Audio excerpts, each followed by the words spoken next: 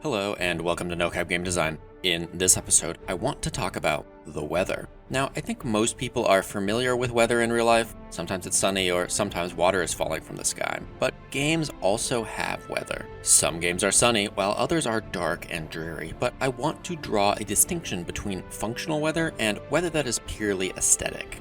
Here on Nocab Game Design, we talk about game design. How does weather impact the play loop? Something as simple as a day-night cycle might be considered a type of game weather, but it doesn't really change mechanics. It doesn't offer or restrict affordances. It just looks cool. Here in Valkyria Chronicles, fighting in a cloud-covered city versus a bright sunny desert doesn't have any tangible impact on the challenges presented to a player. It doesn't matter if it's bright or dark out. The lighting is secondary to the gameplay. But functional weather does have a gameplay impact. In this Chapter 6 combat operation titled Battle for Barrius Desert, when a player reaches a certain point, a sandstorm whips up. This sandstorm impacts gameplay. It actively hides units, removing them from the command view and allowing characters to get closer without being shot at. It's not a major gameplay impact, but it is non-trivial. Which of these question marks was a tank and which was a shock trooper? Suddenly there's a slight memory challenge for the player. This is the first aspect of good weather in game design. Weather modifies play. Players want something new but the same. They want to keep playing the fun level, but if you just serve them the same thing over and over, it'll get boring. So to keep it fresh, a developer can impose new statuses over the gameplay.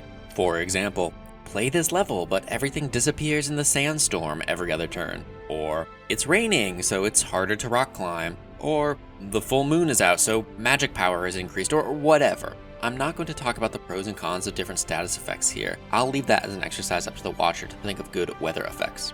The point I'm trying to make here is that modifying gameplay is a quick and easy way to mix things up and add richness to a series of levels.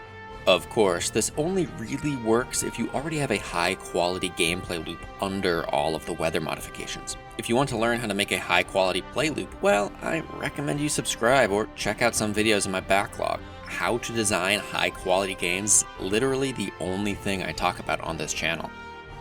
But assuming you have a high-quality play loop, a designer probably doesn't want to change it up too much because then they risk ruining the core gameplay that makes the game fun in the first place. This is the second aspect of good weather in game design. Weather slightly modifies play. It doesn't take much. Here, the weather effect only happens every other turn, and when it's active, it's not even that powerful. The units are still displayed in command view, they're just question marks. And the question marks in the trench probably aren't the tanks. Yes, the sandstorm makes it harder to see, but it's not that bad. Sure, you might need to get a little closer to the enemy to scout them, but you are probably going to do that anyways, and you have more than enough time to retreat. Subtlety is key here, don't go overboard with the weather effects. The player wants the same, but only slightly different to keep it fresh. Weather should be there to enhance the core gameplay loop, not fundamentally change it. And finally, weather rarely affects only one person, both in real life and in games. This is the third aspect of good weather in game design. Weather slightly modifies everyone's play. If a game offers a status effect that only impacts the player, then it's not really weather, it's more of just a challenge mode, a handicap the player has to deal with. Players are sensitive to these kinds of things. They might perceive this as being unfair or that the enemy is cheating in some way. Now, there's a time and place for asymmetric effects like this, but this episode is focusing on weather, which should affect everyone in the play space the same. This way, the player won't feel like they're being cheated or treated unfairly. Notice here, in the sandstorm, even the enemy snipers have to run out of cover in order to get a shot. This leaves them exposed when the sandstorm abates and allows a player to capitalize on their mistake. The sandstorm here is a true modification of the gameplay. It's not just a difficulty spike the player has to deal with. Yes, it does add a little bit of complexity and therefore challenge to a level, but because the other side also has to deal with this complexity, then neither side has a net advantage. It's still a fair fight, just with a slight modification to mix things up. A weather modification.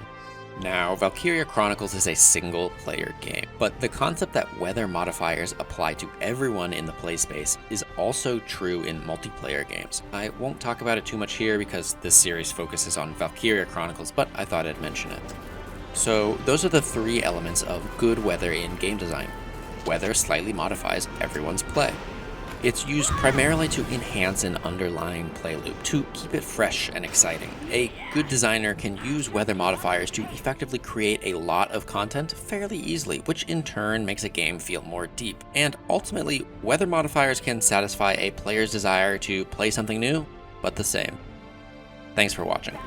As a bonus idea about weather, I'll mention that exotic weather, like sandstorms or meteor showers, are more fun than mundane weather, like rain or fog. But mundane weather is more realistic and relatable. In this episode, I talked mostly about the gameplay impacts of weather and ignore what the weather should be. And that is a decision that is up to you as a designer. What kind of game do you want to make? An exotic adventure or a relatable story?